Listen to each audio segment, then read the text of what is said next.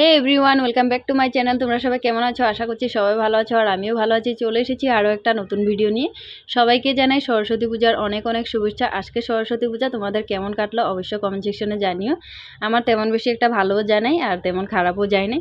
আমি ছিলাম দিদিদের বাসাতে, আর দিদিদের বাসাতে থাকবো 2-3 দিন থাকা করে এসেছিলাম। আর আমার জানা ছিল না যে আমি সরস্বতী পুজো অবধি এখানে থাকবো, যার জন্য আমি কোনো কাপড় টাপড়ও নিয়ে আসিনি। তো সকালবেলার থেকেই ভাবছিলাম যে যাবো না সরস্বতী পূজাতে ঘুরতে। তো দিদি আর দিদির জাল বলছিল না চলো ঘুরতে যাবে। আর ওনারা একটু একটু জানে যে আমি ব্লগ ভিডিও করি, তাই বলছিল যে চলো তোমার ব্লগ ভিডিওটাও হয়ে যাবে আর সাথে কিছু ছবিও তুলতে পারবে, রিলসও বানাতে পারবে। তো দিদির জাল বলছিল চলো আমাদের বাপের বাসার দিকে ঘুরতে যাব।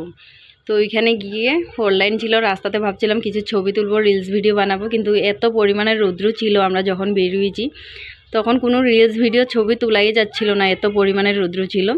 তারপরে ভেবেছিলাম বিকালবেলা করব। তো এখানে ছিলাম দিদিদের জালের বাসাতে এসেছিলাম, আসার পরে দেখতেছিলাম কাঁচা লঙ্কা খেতি, আর এত পরিমাণের কাঁচা লঙ্কা লেগিয়েছিল গাছের মধ্যে। চলো আমি জুম করে দেখাচ্ছি, এই যে দেখতে পাচ্ছ।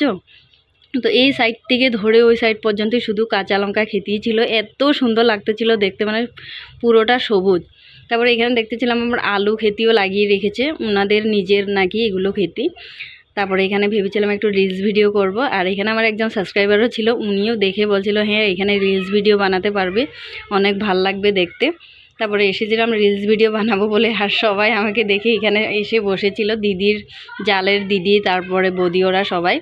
তো ওগুলোকে দেখে আর আমার রিলস ভিডিও বানানো হলো না, একটু লজ্জা লজ্জা টাইপ লাগতেছিল।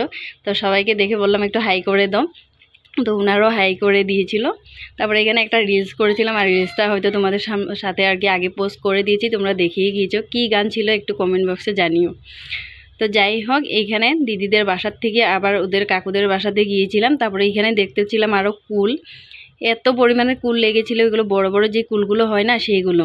তারপরে দেখে আমার তো ইচ্ছে করছিল নিজে হাতে ছিঁড়ে খেতে, কিন্তু বাউন্ডারির ভিতরে ঢোকা যাচ্ছিল না। আর যেহেতু আমি শাড়ি পরে এসেছি আরও বেশি অসুবিধা হচ্ছিল। তারপর ওনাদের কাকি বলছিল যে ঘরে আছে চলো দেবো খেতে, কিন্তু তারপরও নিজে হাতে ছিঁড়াটা একটু আলাদাই মজা হয়। তো যাই হোক, ওখানে ভিতরে ঢোকা যাচ্ছিল না বলে আমি দূর থেকে একটু ভিডিও করে নিয়েছি।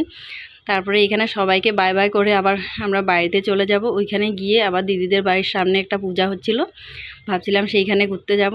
তো যাই হোক, ওনাদেরকে সবাইকে একটু বাই বাই করে দিয়েছি, আমরা বাড়িতে চলে যাব বলে। আর সন্ধ্যা হয়ে যাচ্ছিলো, যার জন্য একটু তাড়াহুড়ো করছিলাম। তারপরে বাড়িতে এসে কাপড় টাপড় চেঞ্জ করে আবার সন্ধ্যাবেলায় চলে এসেছিলাম ওনাদের বাড়ির সামনে যে পূজা হচ্ছিল সেইখানে। তো যাই হোক, আজকের ভিডিওটা আমার কেমন লাগলো অবশ্যই কমেন্ট সেকশনে জানিও, আর তোমাদের সরস্বতী পূজা কেমন কাটলো সেইটাও জানিও। তো আজকের জন্য এইখানেই রাখছি, দেখা হচ্ছে নেক্সট ভিডিওতে, তত সময়ের জন্য টাটা।